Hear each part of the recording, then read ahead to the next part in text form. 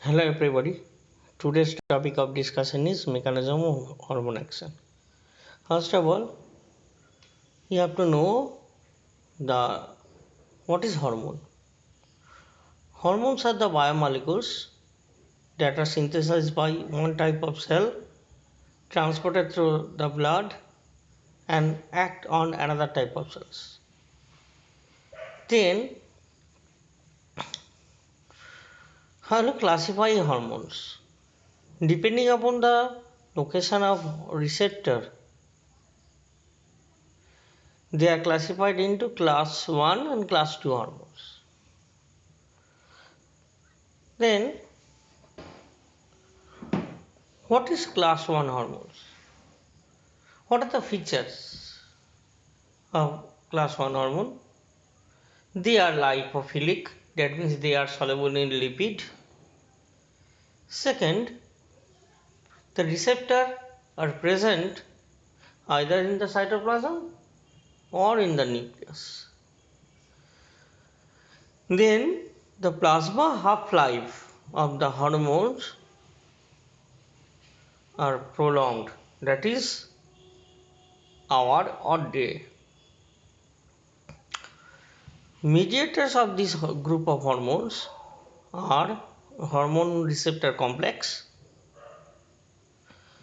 and in this group, in this class, steroid hormones, thyroid hormones, calcitriiols and retinoids are included. Then what is mechanism of action of class 1 hormones? How they act? As they are lipid soluble compound, they easily pass through cell membrane and enters into the cytoplasm. And in the cytoplasm it binds with the receptor, and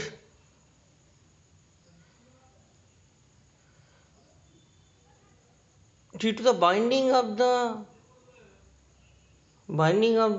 hormone with the receptor, there is a conformational change of the receptor, and side by side there is release of Higgs of protein. Then after formation of hormone receptor complex, they enters into the nucleus, and within the nucleus it binds with the hormone response element, that is near to the particular gene, and due to this binding these particular genes are transcripted and then translated to form a specific protein. In this way they act within the cell. Then class 2 hormones, they are hydrophilic, that means they are water soluble compound. The receptor in this class are situated within the on the cell membrane, on the cell surface. The plasma half-life of this hormone is very short, round up per minute, and the mediators of this hormone are second messenger that carries the message from the cell membrane to the nucleus, such as cyclic MP, cyclic GMP.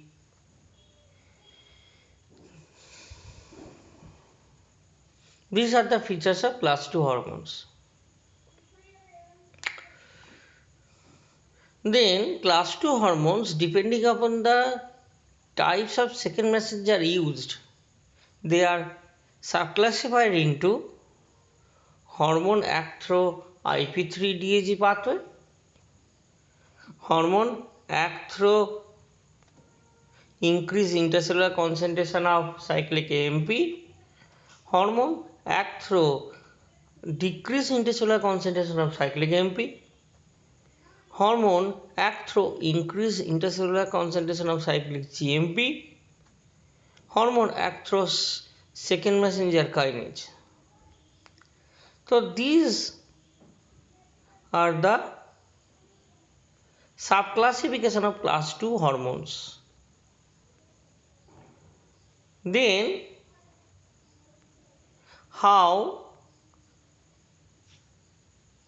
the hormone act through IP3-DAG pathway.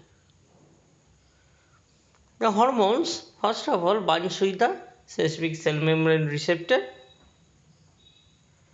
Due to this binding, there is an exchange of GTP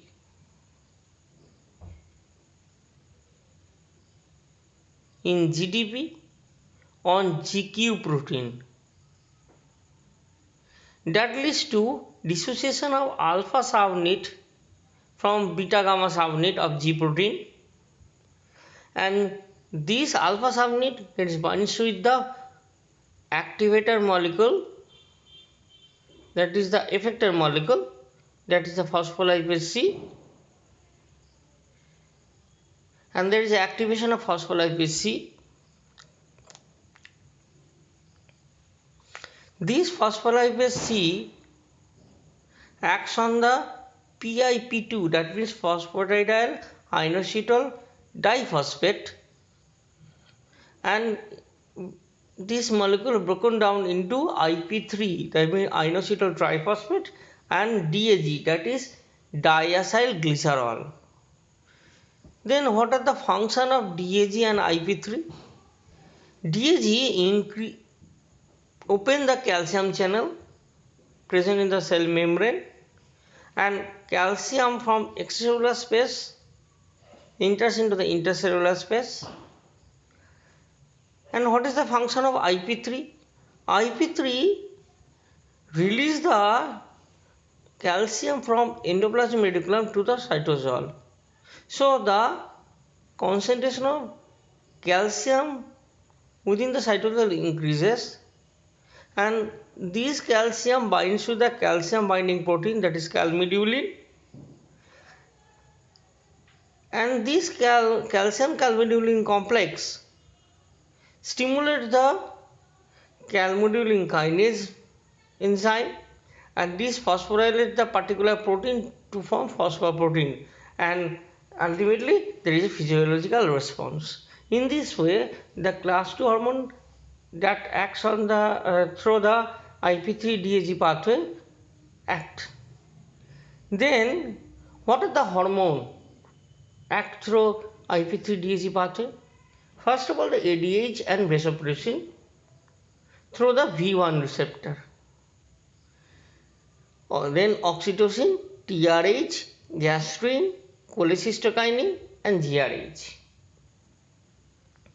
Then hormone act through the increased intercellular concentration of cyclic AMP. This group of hormones binds with the specific cell membrane receptor, that leads to activation of GS protein by displacing the GDP by GTP, and that leads to dissociation of alpha subunit from the beta gamma subunit of G protein, and this alpha subunit binds with the adenyl cyclase, and that causes activation of adenyl cyclase, and adenyl cyclase synthesizes cyclic AMP from ATP. So intercellular cyclic AMP concentration will increase. Then this cyclic AMP binds with the protein kinase A. Protein kinase A has got 4 subunits, 2 regulatory subunit and 2 catalytic subunit. In regulatory subunit, there is a cyclic AMP binding site, and the catalytic subunit has got the catalytic function.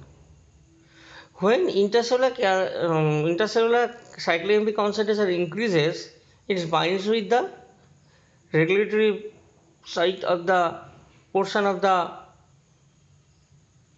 protein kinase that leads to separation of catalytic subunit, and this catalytic subunit, separated catalytic subunit, causes phosphorylation of protein, and that leads to physiological response. Then what are the hormones that act through the increased cyclic AMP concentration within the cells? First of all, FSH, second LH, third TSH, then ACTH, MSH, ADH act through V2 receptor, CRH, calcitonin, PTH, glucagon, and epinephrine through the beta adrenergic receptor. Then hormone act through the decreased intercellular concentration of cyclic AMP. First of all, hormone binds with the specific cell membrane receptor that leads to activation of GI protein by displacing GDP by GTP. That causes dissociation of alpha subunit from beta gamma subunit, and this separated alpha subunit inhibits adrenal cyclase, and that leads to decreased concentration of cyclic AMP, and this is a physiological response. Then hormone, what are the hormones that act through decreased cyclic AMP concentration within the cell? First of all, somatostatin, second alpha 2 adrenergic receptor, and angiotensin 2. Then hormone act through increased intercellular concentration of cyclic GMP. The hormone nitric oxide and atrial natriuretic factor, that is ANF. Then hormone act through second messenger kinase. In this subclass, insulin is the classical example. Insulin binds with the insulin receptor on the cell surface. When the insulin binds with the insulin receptor, there is an autophosphorylation of the cytosolic site of the receptor. That leads to phosphorylation of IRS1, and then GRB2 binds with the phosphorylated form IRS1. Then SOS binds with the GRB2, and this SOS replaces the GDP with GTP of RAS protein, and this RAS protein binds with the RAF1,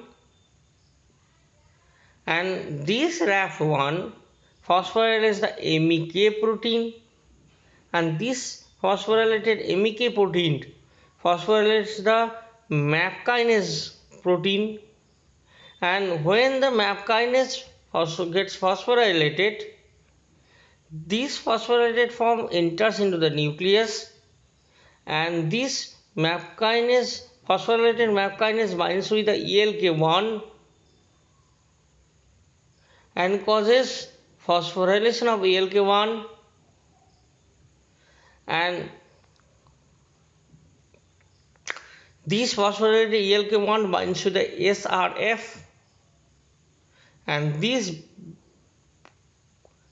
SRF binds to the ELK1, phosphorylated ELK1, causes increased transcription and translation of new protein. In this way, insulin act within the cells.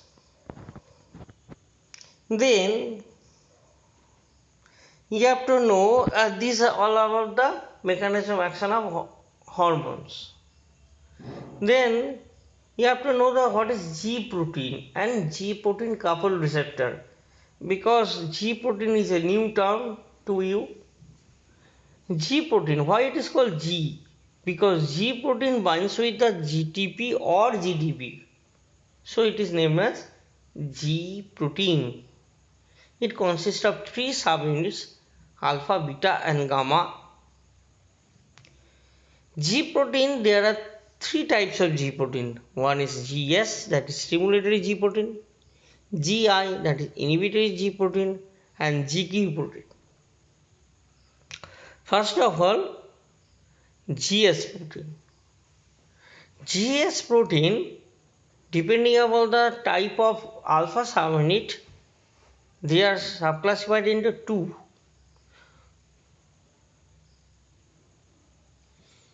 One is GS protein that has got alpha S subunit. In this G protein, the stimulus is glucagon or catecholamine.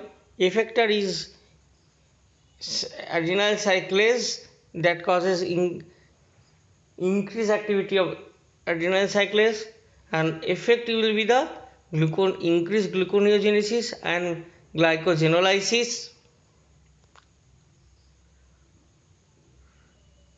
Then if the alpha subunit is alpha olfactory subunit, the stimulus will be the odorant, effector will be adenyl cyclase, and that cause effect is the increased adenyl cyclase activity, and if that leads to olfaction. Then the types of GI protein, depending on the types of alpha subunit. If the alpha subunit is alpha 11, the stimulus will be the M2 receptor, acetylcholine through the M2 receptor. The adenyl cyclase is the effector molecule, and effect will be the decreased adenyl cyclase activity, and that leads to slow heart rate. Then if the alpha subunit is alpha 12, the stimulus will be the alpha 2 adrenergic receptor or M2 cholinergic receptor. The effector is potassium channel, and that leads to increase opening of the potassium channel, and that leads to slow heart rate. If the alpha subunit is the alpha 0, the stimulus will be the opioid or endorphin. Effector molecule is the potassium channel or calcium channel, and effect will be the opening of this channel and ultimately neuronal electrical activity. If the alpha subunit is alpha T, the stimulus will be the light. Effector is the cyclic GMP phosphodiesterase, and effect will be the increased activity of cyclic GMP phosphodiesterase, and that leads to vision. Then the GQ protein. Again, they are depending upon the alpha type of alpha subunit. They may be alpha Q or alpha 11 subunit. If the alpha subunit is alpha Q, the stimulus will be the M1 cholinergic or alpha 1 adrenergic. Effector will be the phospholipase C, and that leads to increased phospholipase activity, and ultimately there is increased muscle contraction. If the alpha subunit is alpha 11, the stimulus will be the alpha through the alpha 1 adrenergic receptor. Effector is the phospholipase C, and effect will be the increased phospholipase C activity, and that leads to increase muscle contraction. That's about the G protein. Then the G protein coupled receptor. G protein coupled receptor, that means it has got three parts. One is receptor, second is G protein, and after coupling there is a effect, that means effector, that means third part is the effector. So receptor is a 7 transmembrane serpentine protein. This is the 7 transmembrane serpentine receptor. Then G protein. It consists of three subunits alpha, beta, gamma. When GTP in place of GDP is bound with the alpha subunit dissociate from the beta gamma subunit and will bind with the effector molecule and causes physiological effect.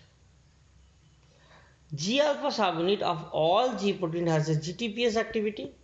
It slowly hydrolyzes its bound GTP to GDP and thereby return to its inactive GTP bound state. G alpha then reassociated with the beta gamma subunit when it remains until it is reactivated by a hormone receptor complex.